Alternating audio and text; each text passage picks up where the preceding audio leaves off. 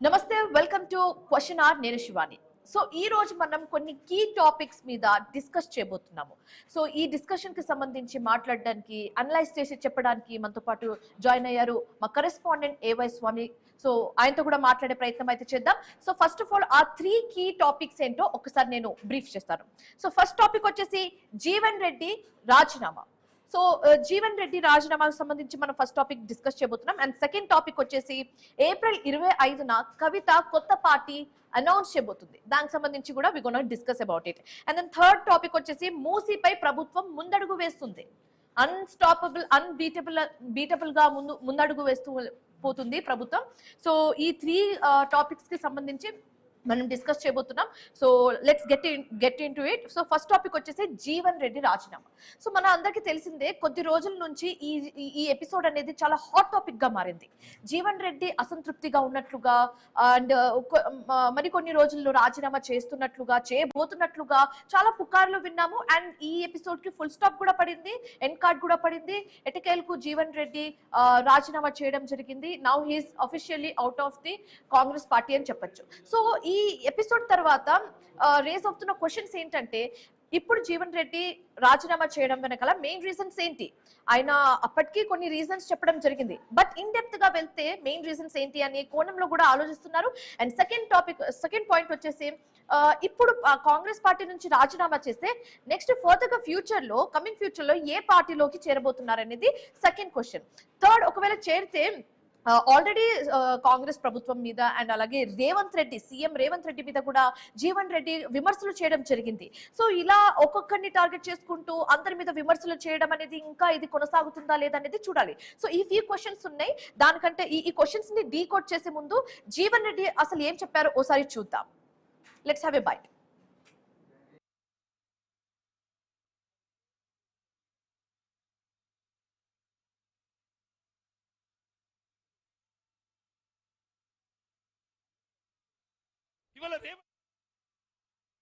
ఇవాళ రేవంత్ రెడ్డి గారిని కూడా ఎదిరించి పోరాటం చేస్తా అంటూ నేను నీతో తొక్కబడు అణగదొక్కబడ్డ దానికంటే ఎదిరించి పోరాడతారు పోయేదేమున్నదే? నాకు ఎదిరించి పోరాడు పోయేదేంది అంటూ నేను మనం పోయేదేందని చెప్పండి. పోరాడదామా వద్దా? మరి ఇక్కడ అణగదొక్కబడదామా? ఎంతకాలం ఈ అవమానాలు, ఎంతకాలం ఈ మానసిక శోభ? కాంగ్రెస్ పార్టీలో ఇంకెవడు ఎదగద్దు. నీ చెప్పు చేతుల్లో ఉండేటోడు, నీ దయా దాక్షిణ్యాలకు లొంగేటోడు, నీ అడుగులు ఎత్తటోడు, వాడు మాత్రమే కాంగ్రెస్ పార్టీలు కొనసాగాలి. నిన్ను ఎదిరించేటోడు, రాహుల్ గాంధీ ఆలోచనకు అనుగుణంగా నడిచేటోడు. నువ్వు ఎవరిని అడగదొక్కుతున్నావే?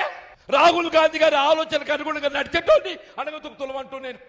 నువ్వు అడగదొక్కేది ఎవరిని కాదు, రాహుల్ గాంధీ గారి ఆలోచనకు అనుగుణంగా నడిచేటోడిని నువ్వు అడగదొక్కుతున్నావు అని చెప్పంటూ నేను. 2.5 సంవత్సరాలు నేను పదవి అడగలేదే, నేను ప్రభుత్వ సలహాదారు అడగలే, నిన్ను కార్పొరేట్ చైర్మన్ అడగలే. వెల్, బయట అయితే మనం చూసాము, ఆయన వర్షన్ కూడా మనం విన్నాము. బట్ స్టిల్ స్వామి మీరు చెప్పండి, అంటే ఎన్నో రోజుల నుంచి పుకార్లు వింటున్నాము, రాజీనామా చేస్తారు, రిజైన్ చేస్తారు అనేది. So finally is out of that problem. కాబట్టి ఇప్పుడు ఫర్దర్ గా మనం ఆలోచిస్తే మెయిన్ ఎలాంటి రీజన్స్ వల్ల ఆయన ఈ అడుగు ఈ స్టెప్ తీసుకోవడం జరిగింది, అండ్ ఒకవేళ తీసుకుంటే ఫర్దర్ గా ఏ పార్టీలోకి వెళ్లే ఛాన్సెస్ ఎక్కువగా ఉన్నట్లుగా కనిపిస్తుంది, అండ్ ఒకవేళ వెళ్తే ఈ విమర్శల పరంపర ఇంకా కొనసాగే ఛాన్సెస్ ఉందా? అంటే శివాని, కాంగ్రెస్ పార్టీ సీనియర్ నేతగా ఉన్నటువంటి జీవన్ రెడ్డి, జగిత్యాల ఎమ్మెల్యేగా దాదాపుగా 6 సార్లు ఎమ్మెల్యే, ఒకసారి ఎమ్మెల్సీగా పనిచేసినటువంటి జీవన్ రెడ్డి 2 సార్లు రాష్ట్ర మంత్రిగా పనిచేశారు. కాంగ్రెస్ పార్టీలో సీనియర్ నేతగా ఉమ్మడి కరీంనగర్ జిల్లాలో పార్టీ పెద్ద దిక్కుగా మొదటి నుంచి ఉన్నటువంటి జీవన్ రెడ్డి ఒక్కసారిగా గత కొద్ది రోజులుగా కాంగ్రెస్ పార్టీ రాష్ట్ర ప్రభుత్వ పెద్దలపైన, పార్టీ పనితీరుపైన ఆయన విమర్శలు చేస్తూ వస్తున్నారు. ఇందుకు ప్రధాన కారణం పార్టీ ఫిరాయింపుల వ్యవహారమే ప్రధాన కారణంగా మనం చెప్పుకోవచ్చు. ఒకవైపు జగిత్యాల నుంచి బీఆర్ఎస్ పార్టీ ఎమ్మెల్యేగా గెలుపొందినటువంటి డాక్టర్ సంజయ్ని పార్టీలోకి తీసుకోవడం నుంచి ఇద్దరి మధ్యలో పచ్చగడ్డి వేస్తే బగ్గుమన్నటువంటి పరిస్థితి తలెత్తింది. ఈయన అనుచరులను మర్డర్ చేయించారని, ఆ తర్వాత పార్టీలో తనకు ప్రయారిటీ లేకుండా చేశారని చెప్పేసి కూడా జీవన్ రెడ్డి ఆరోపిస్తూ వస్తారు. దానింటిని కూడా కొంత ఎస్టాబ్లిష్ చేసే ప్రయత్నం చేస్తారు.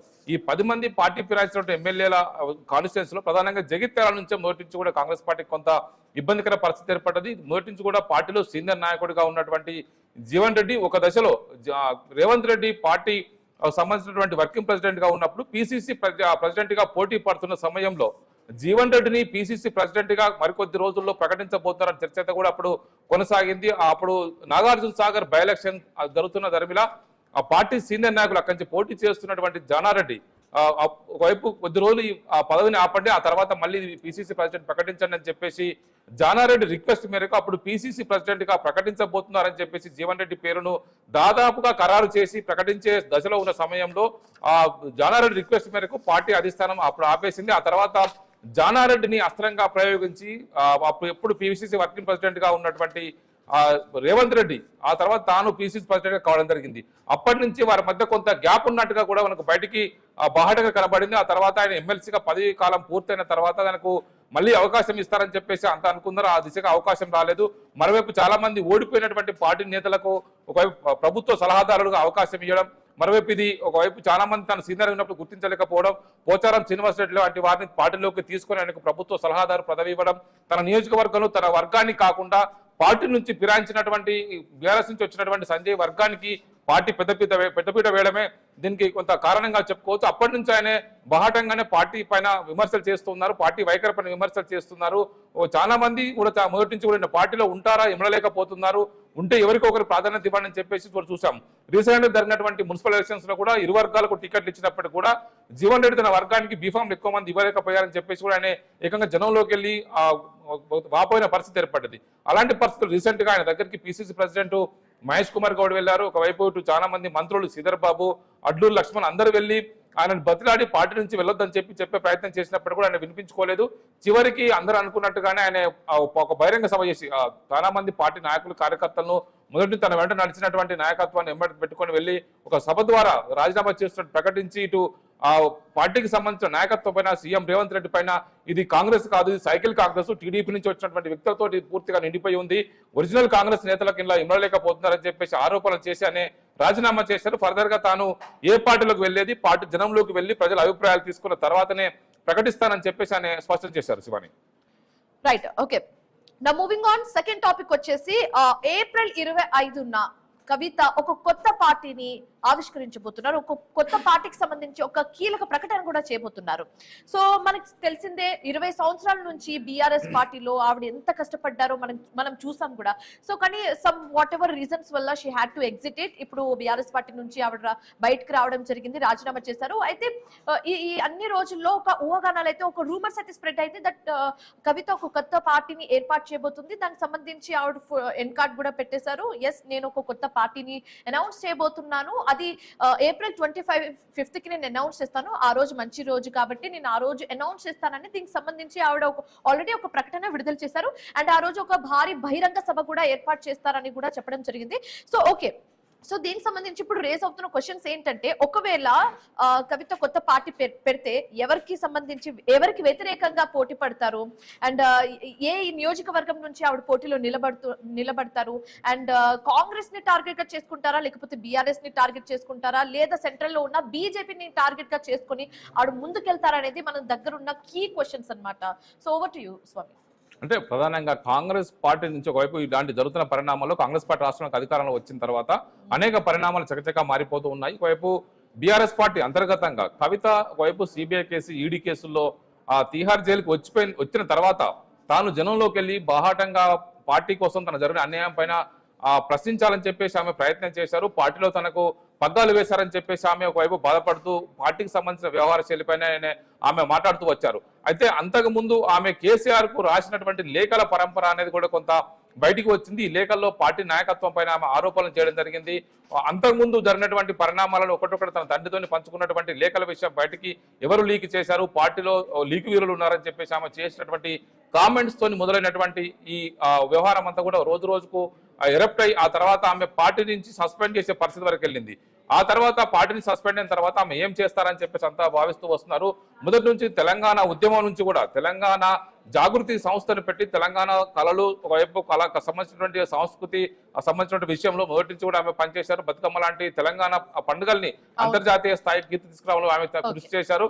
అలాంటి తరుణంలో ఇప్పుడు పార్టీని ప్రకటిస్తారని చెప్పేసి ఆమె నిన్న నిజామాబాద్ లో ప్రకటించడంతో కూడా ఏప్రిల్ 25వ తేదీన హైదరాబాద్ లో అన్వయ కాన్ఫరెన్స్ సెంటర్ లో వేలాది మంది జాగృతి కార్యకర్తలు కావచ్చు మిగతా నాయకుల మధ్య ఆమె పార్టీ ప్రకటిస్తారని చెప్పి స్పష్టం చేశారు.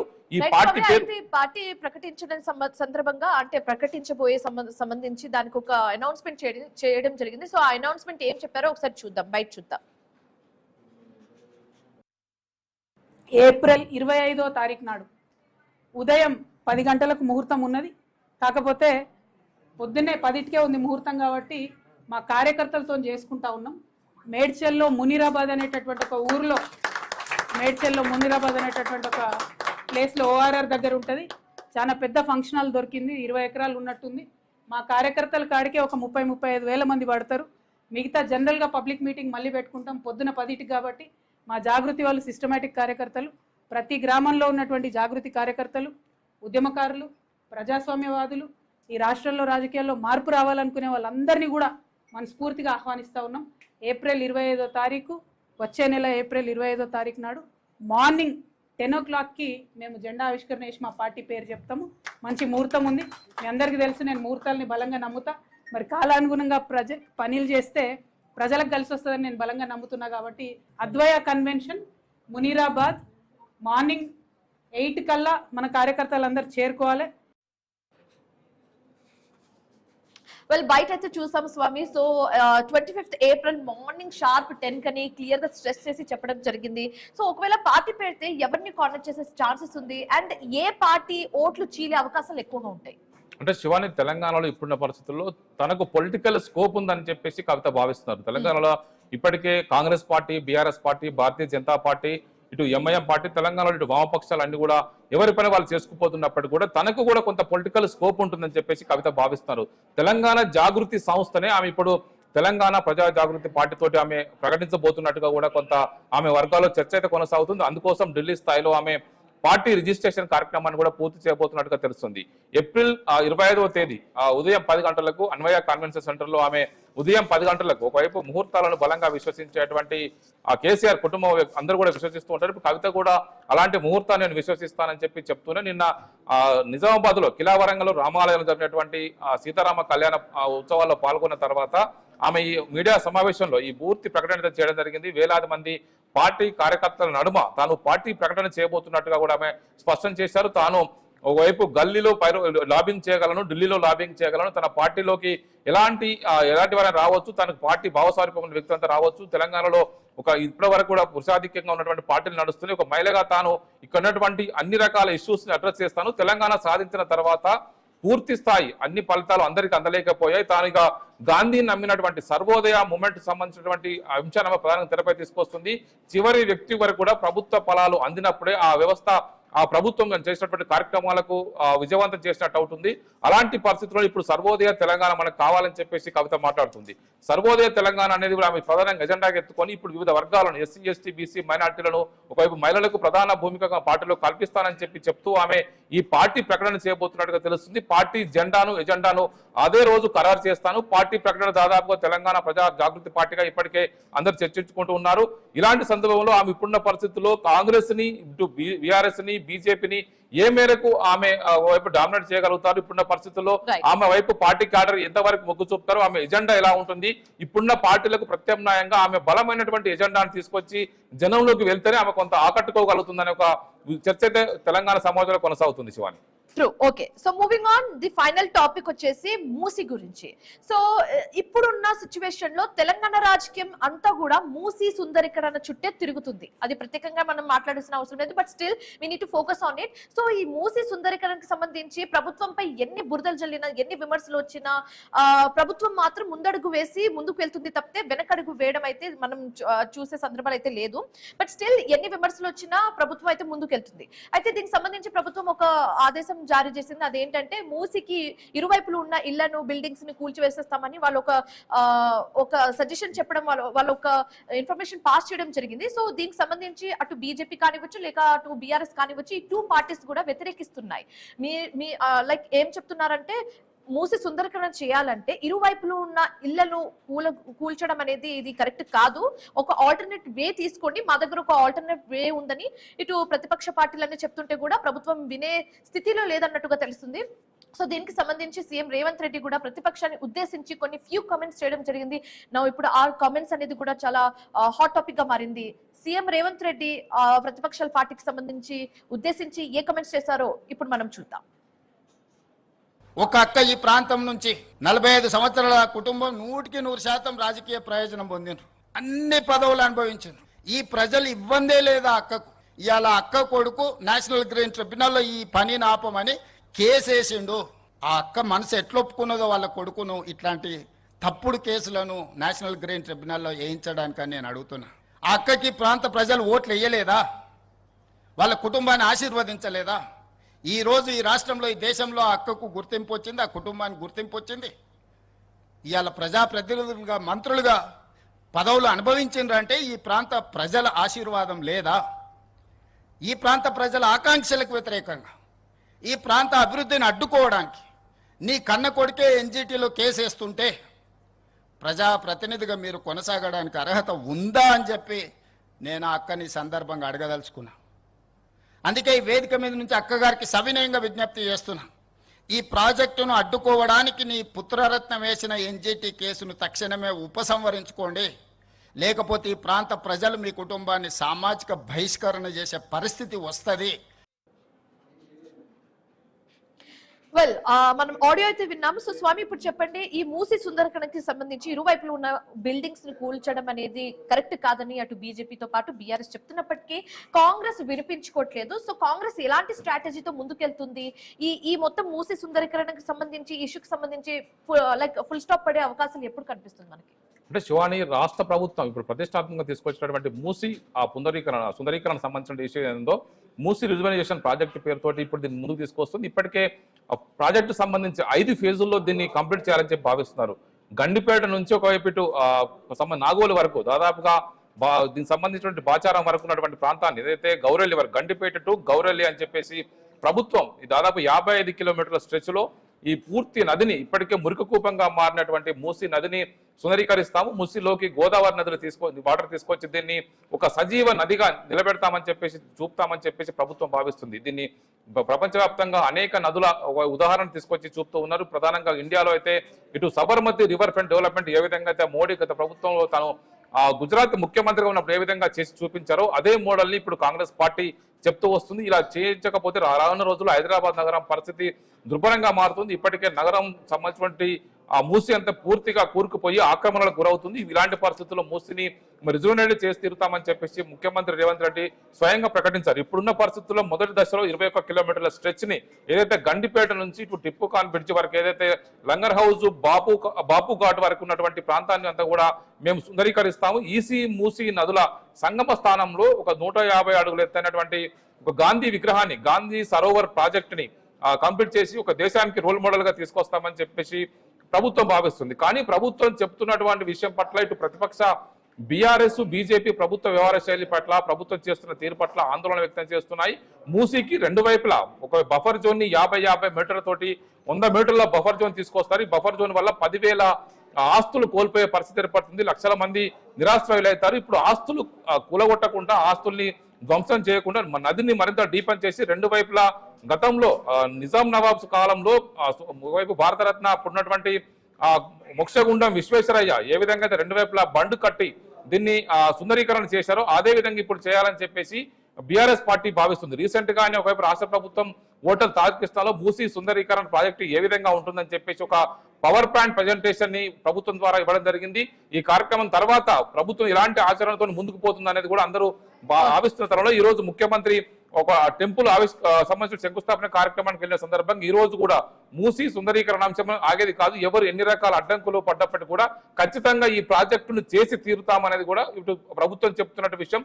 ప్రభుత్వం ఈ ప్రాజెక్టు అభివృద్ధి ముసుగులో రియల్ ఎస్టేట్ కార్యకలాపాలకు పాల్పడుతుంది. వందలాది ఎకరాల ఆస్తులను సేకరించి కొద్ది మందికి కట్టబెట్టే ప్రయత్నం చేస్తున్నది కూడా ప్రతిపక్షాలు చేస్తున్నటువంటి ఆరోపణ.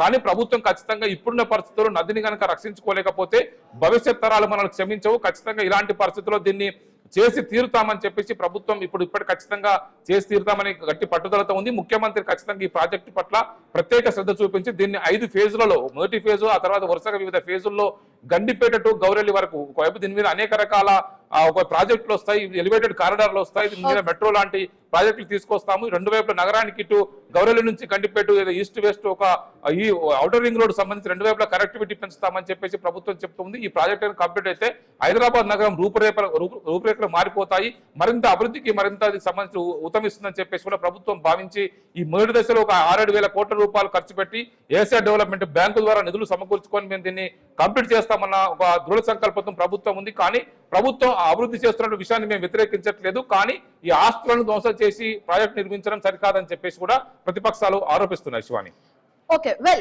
సో 3 కీ టాపిక్స్ కి సంబంధించి మేము డిస్కస్ చేసాం కాబట్టి జీవన్ రెడ్డి రాజీనామా చేయడం మనం చూసాము. సో ఫర్దర్ గా ఏ పార్టీలో ఆయన జాయిన్ అవుతారు అనేది ఒక క్వశ్చన్ మార్కే. And then second topic, April 25న కవిత కొత్త పార్టీ ఏర్పాటు చేయబోతుంది కాబట్టి ఆ పార్టీకి సంబంధించి ఏర్పాట్లు ఇప్పుడు అన్ని ఇప్పటికే పూర్తయిపోయినట్లుగా తెలుస్తుంది. సో ఒకవేళ పార్టీ స్థాపిస్తే ఏ నియోజకవర్గం నుంచి ఆవిడ పోటీ చేస్తారు, ఎవరికి వ్యతిరేకంగా పోటీ చేస్తారు, ఏ పార్టీకి చీలికలు అనేది ఇంపాక్ట్ చూపిస్తుంది అనేది ఈ చాలా క్వశ్చన్స్ కి ఆ రోజు మనకి ఆన్సర్ దొరుకుతుంది. అండ్ దెన్ థర్డ్ టాపిక్ వచ్చేసి మూసీపై ప్రభుత్వం ఫర్దర్ గా ఫ్యూచర్ లో ఎలాంటి స్టెప్స్ తీసుకుంటుంది అనేది కూడా మనకు తెలుస్తుంది. సో 3 టాపిక్స్ ని కవర్ చేసాం ఇది వాటి క్వశ్చన్ అవర్ లో. సో రేపటి క్వశ్చన్ అవర్ లో కూడా 3 మేజర్ టాపిక్స్ ని మనం కవర్ చేద్దాం. Till then keep watching I news.